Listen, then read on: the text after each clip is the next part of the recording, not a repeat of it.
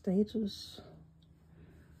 Det jeg har fået noget, det er pærer og aprikoser, ferskner, druer, æblegelé, ananas, og så også nogle ananas papaya, der står foran, og så noget hyldebær.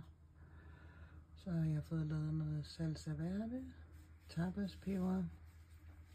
Den hylde der, den er bare fyldt op med flåede tomater, rødbeder, bolsjebeder, rødkål, noget gryderet, ossobuco, kødsovsbase, jordskokkesuppe, og så den her, den blev lidt sjov, rødbedesuppen. Der sker altså noget, når rødbeder bliver tilberedt så hårdt, men den var flot, da jeg startede. Så er der lidt pulled pork, og så er vi blevet ret glade for laks.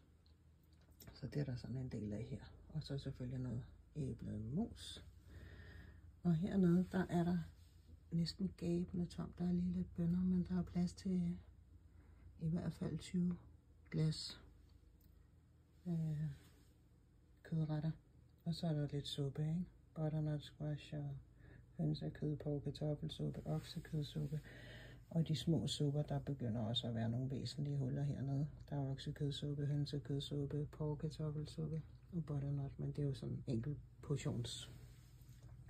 Så der er altid noget at gøre, og nu har jeg ikke været så flittig her i en periode. Så der er lidt at kaste over.